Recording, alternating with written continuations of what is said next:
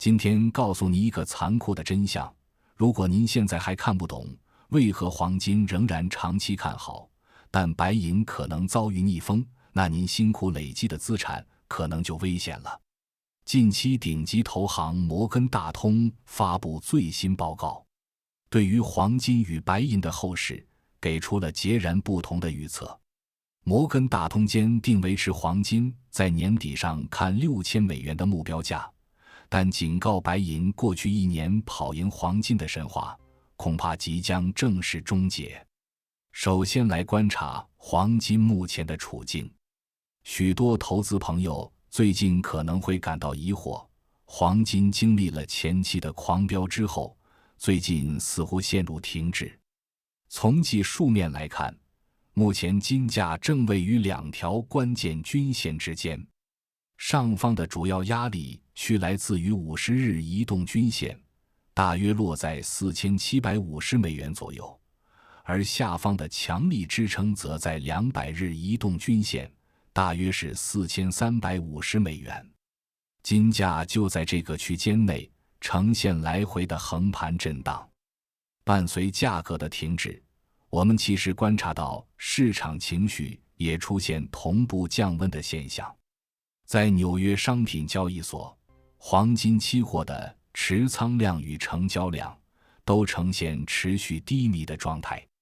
不仅如此，大型基金的净多头部位已经出现停滞，就连黄金 ETF 的资金流入也几近全面停顿。为何会出现这样的冷却期？其实并非投资人看空黄金，而是市场的兴趣暂时转移到别处了。当前全球的目光都被几个重大的宏观不确定性所牵制，包括中东地区和姆兹海峡的紧张局势、全球能源价格的走向、高通膨预期的变化，以及美国联准会未来的货币政策等。当这4大不确定因素交织在一起，使得市场资金在短期内不敢轻举妄动，自然就对黄金的短期方向暂时失去了信心。但是千万不要将市场的短期观望误认为是长期的看空。事实上，黄金的结构性多头格局根本没有遭到任何破坏。支撑黄金长期牛市的4大基石依然稳固，包括各国法定货币购买力持续被侵蚀的货币贬值交易，美国失去控制的债务及财政赤字风险，全球地缘政治格局的新冷战2极化，以及市场对于美国未来政策不可预测性的担忧。说到这里，股神巴菲特曾提醒投资人，通货膨胀是一种不需立法的税收，而且它的破坏力远超乎我们想象。当全球政府不断扩大财政赤字，当法定货币的购买力不断快速贬值，黄金作为几千年来公认的终极财富资产，其核心价值只会越来越凸显。因此，目前这些长期看涨的理由只是被市场暂时搁置，大资金正在静待宏观局势出现更明确的转机。然而，摩根大通也给出一个非常关键的预测，当全球石油库存的加速消耗最终将迫使荷姆兹海峡恢复通行，而这个基准情境预计会落在6月份。一旦海峡顺利重开，全球能源通膨的尾部风险就会大幅下降。这意味近期支撑美元强势以及美债实质收益率走高的动力将会逐步消退。根据智商所 FedWatch 最新动态，认为今年内联准会重启升息的几率大约 50%。 然而，摩根大通确认为联准会在地缘政治与经济数据的考量下，2026年启动的几率偏低。这是一个巨大的预期落差。如果未来几个月市场的预期开始向摩根大通的观点靠拢，意识到联准会并不会如预期般激进，那么美元势必将出现一波反转向下的走势。美元一旦走弱，这将成为推动金价突破盘局的最强动力，金价极有可能迅速挑战关键压力区。届时，那些在前期震荡中被洗出场或是选择观望的投资人，很可能将会追高加码买入。这股庞大的回补买盘有望推动金价在下半年展开加速走高的主升段。虽然黄金的前景光明，但摩根大通也务实地微幅调整短期预测。由于上半年全球需求动能确实出现明显放缓，摩根大通下调了全年的金价平均预测，但请注意，他们看多的方向仍然完全维持不变。根据最新的季度预测，2026年第二季黄金均价预估为4800美元，第三季将攀升至5300美元，而到第四季目标将直指6000美元。进一步分析黄金的需求结构，摩根大通预估2026年全球央行与投资人的季均需求大约落在620吨，这却是低于2025年的750吨。但最关键的是节奏的分化，上半年的平均需求大约只有480吨，但到了下半年，需求将猛烈加速至755吨。这其中有一个插曲，就是全球央行购金量的预测，从原本的800吨下调至640吨。主要原因在于土耳其在今年3月单月就大举出售了60吨黄金，这导致全球央行净报告的购金量骤降至16吨。但是，值得我们注意的是中国的动向。中国在今年第一季度的黄金净进口量达到了惊人的317吨，与前期相比，成长了将近3倍之多。同时，中国央行的购买黄金的脚步，也从过去每月大约1吨的温和速度，猛烈加速至4月的8吨。在一般投资人方面，虽然西方黄金 ETF 的流入预测从580吨下修至大约400吨，但实体黄金的魅力却无法挡。金条与金币的需求被上调至大约1540吨。第一季度全球实体金币金条的需求与去年同期相比净增了 42%， 创下了历史次高的季度纪录。这显示出，即便金融衍生品的热度降温，但全球有远见的资金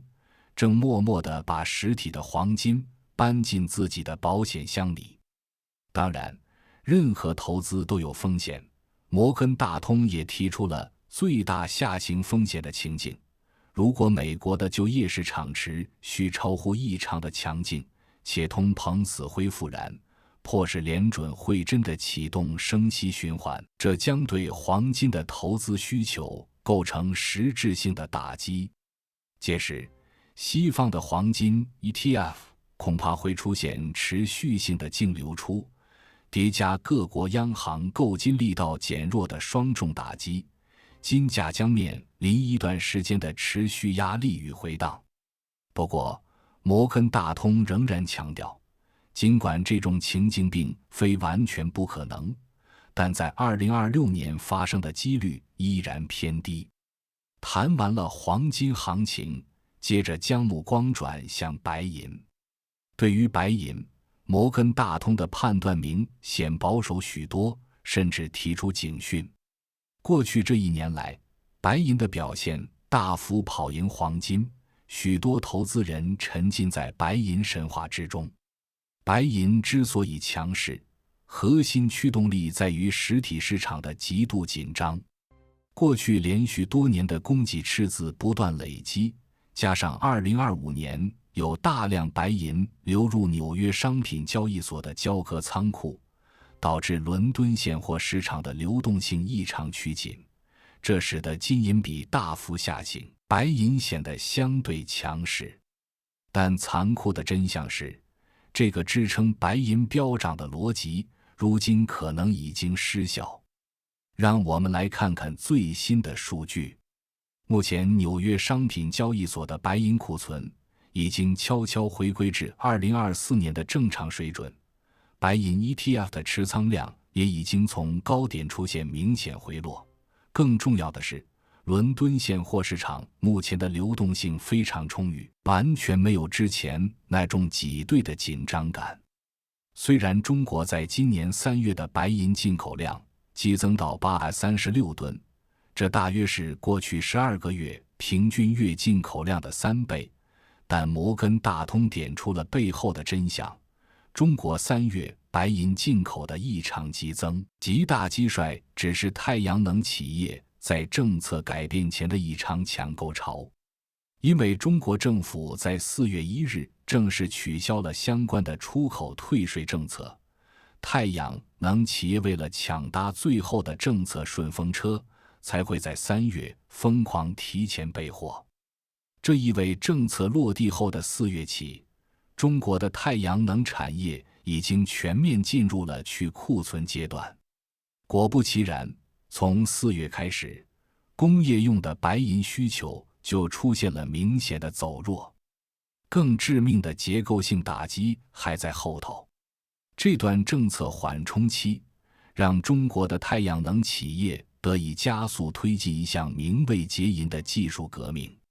白银在工业应用上非常昂贵，为了降低成本，太阳能产业正在进行大规模的技术迭代。这包括了开始大量采用镀银铜粉的太阳能模组，以及从传统的多主栅技术全面切换到几乎不使用传统银浆的零主栅模组。这是一场工业材料的革命。因为这波技术升级，今年全球太阳能产业的用银需求可能会大幅下降约 30%， 同比减少高达6000万盎司的惊人数量。在供给端流动性恢复，而最大工业需求端却出现技术性崩溃的此消彼长之下，白银市场将面临历史性的转折。连续5年的白银赤字时代即将画下句点，今年白银市场将转向供需平衡，到了明年甚至更可能出现小幅过剩的局面。正如巴菲特的名言，只有退潮的时候，你才知道谁在裸泳。当工业需求的潮水退去，白银实体市场趋于宽松后，白银如果还想维持相对于黄金的显著超额利润，就将完全仰赖金融投资人的投机需求来独撑大局。但在高利率与高通膨的环境下，这种缺乏实体需求支撑的投机买盘难度将会大幅提升。基于以上分析，摩根大通预计金银比将会逐步回升，并一路走到2027年底，平均回到大约75:1的水准。也就是说，黄金将重新夺回强势的主导权。投资是一场长期的修行，看懂宏观趋势，理解产业技术的底层变革，才能在资产配置上做出最正确的决断。如果您希望掌握黄金最新资讯，欢迎订阅本频道。我们将持续为您追踪财经资讯，您每一次观看所投入的时间，都将在未来转化为更清晰的判断以及更稳健的回报。感谢您的专注聆听，我们下期再见。祝各位投资顺利，拥有平静且充满智慧的一天。